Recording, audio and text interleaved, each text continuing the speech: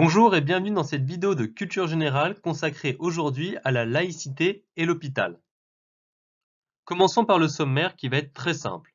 Dans une première partie, nous allons définir ce qu'est la laïcité et dans une deuxième partie, nous allons étudier les différentes relations qui existent entre laïcité et hôpital. Avant de commencer notre cours, il faut savoir que la notion de laïcité est notamment introduite dans la Déclaration des droits de l'homme et du citoyen avec la phrase suivante. Nul ne doit être inquiété pour ses opinions, même religieuses, pourvu que leurs manifestations ne troublent pas l'ordre public établi par la loi. Commençons maintenant notre cours en attaquant la première partie sur la définition de la laïcité. La laïcité, c'est la liberté de conscience et celle de manifester ses convictions dans les limites du respect de l'ordre public. C'est donc, par conséquent, la séparation des institutions publiques et des organisations religieuses. Un État ne doit pas être adossé à une église. C'est aussi l'égalité de tous devant la loi, quelle que soit sa croyance ou quelles que soient ses convictions.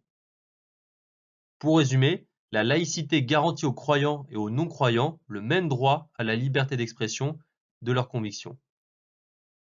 La conséquence de la définition de la laïcité, c'est qu'il y a une séparation stricte entre l'Église et l'État.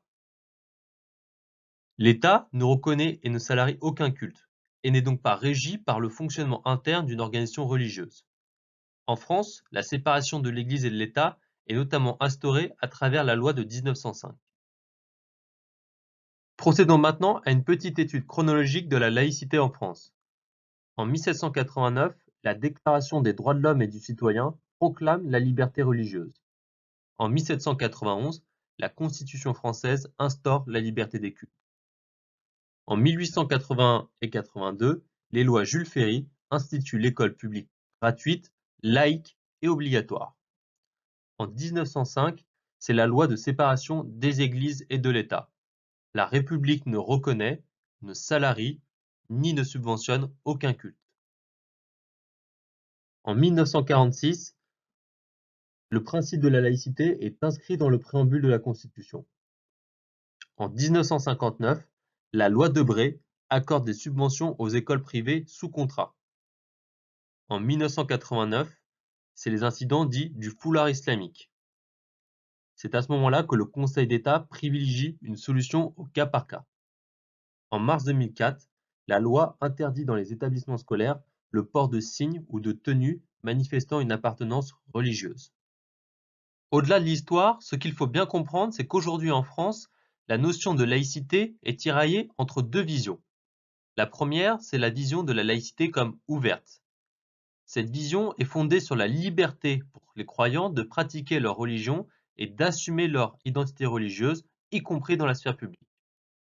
À l'inverse, beaucoup et de plus en plus de Français défendent une laïcité fermée. C'est une laïcité négative et qui tend vers l'effacement des religions, vers l'obligation de cacher sa pratique religieuse. Après avoir défini ce qu'est la laïcité et quelles sont les grandes tendances du moment, maintenant nous allons parler des relations qui existent entre cette notion, la laïcité, et l'hôpital. Que dit le Code de la santé publique au sujet de la laïcité? Ces établissements garantissent l'égal accès de tous aux soins qu'ils dispensent. Ils sont ouverts à toutes les personnes dont l'État requiert leurs services. Ils doivent être en mesure de les accueillir de jour et de nuit, éventuellement en urgence, ou d'assurer leur admission dans un autre établissement mentionné au premier alinéa. Autre citation, ils ne peuvent établir aucune discrimination entre les malades en ce qui concerne les soins. Ils ne peuvent organiser des régimes d'hébergement différents selon la volonté exprimée par les malades que dans les limites et selon les modalités prévues par les textes législatifs et réglementaires en vigueur. Pour résumer, le monde de la santé ne fait pas de distinction entre les religions. Citons maintenant la Charte du patient et son article 8 qui rappelle le droit à la liberté du culte. La personne hospitalisée est traitée avec égard, ses croyances sont respectées, son intimité est préservée ainsi que sa tranquillité. Cependant, il se pose une question. Comment concilier à la fois le respect de la liberté du culte et une bonne gestion, une administration des soins dans le respect des droits de chacun?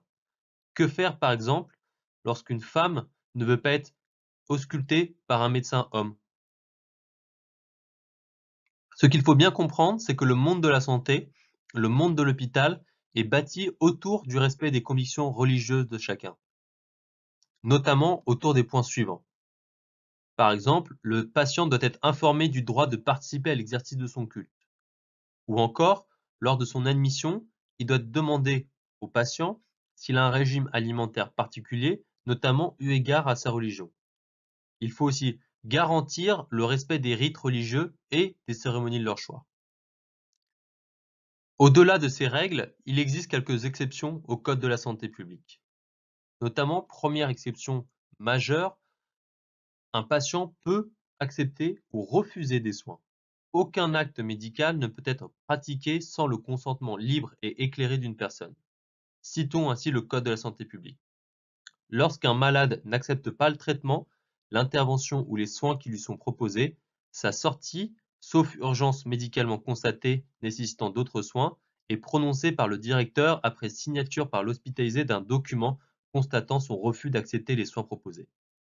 Deuxième exception majeure, un patient ne peut pas imposer de voir un médecin autre que celui prévu dans le cadre du tour de garde des médecins ou de l'organisation des consultations.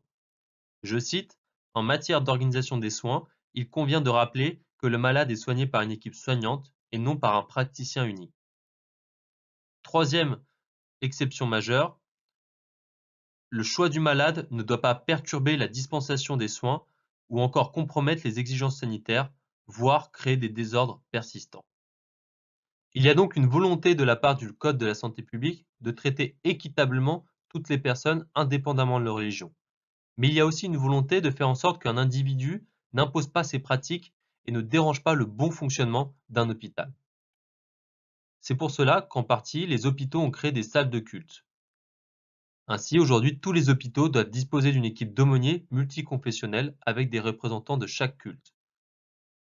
Dans les établissements de santé, il est aussi possible de prévoir une salle polyvalente partagée entre les différentes aumôneries. Il faut savoir qu'aussi à l'hôpital, il y a une obligation de neutralité de la part du personnel. Cependant, cette obligation de neutralité n'est pas toujours respectée. Il faut aussi savoir que le personnel doit répondre aux patients et à leurs proches sur un plan seulement professionnel. Et dès lors que la question religieuse intervient, ils doivent orienter les personnes vers les aumôniers ou les autres référents religieux. Autrement dit, à l'hôpital, la pratique du culte est donc garantie tant que l'expression des convictions religieuses ne porte atteinte ni à la qualité des soins et aux règles d'hygiène, ni à la tranquillité des autres hospitalisés, ni au fonctionnement du service, ni à la planification des équipes de personnel. Cet aspect est notamment rappelé à travers un guide pour la gestion du fait religieux dans les hôpitaux qui a été diffusé en 2016 et qui s'intitulait Laïcité et gestion du fait religieux dans les établissements publics de santé. Vous devez savoir que ce guide existe et qu'il est distribué dans tous les hôpitaux. Voilà, c'en est fini de ce cours consacré à la laïcité et aux relations entre la laïcité et le monde de la santé. En tout cas, merci d'avoir suivi ce cours de culture générale. Comme d'habitude, si vous avez des questions ou des remarques, vous pouvez nous envoyer un mail ou nous contacter directement sur notre chat, sur notre plateforme. À bientôt sur Prep Academy.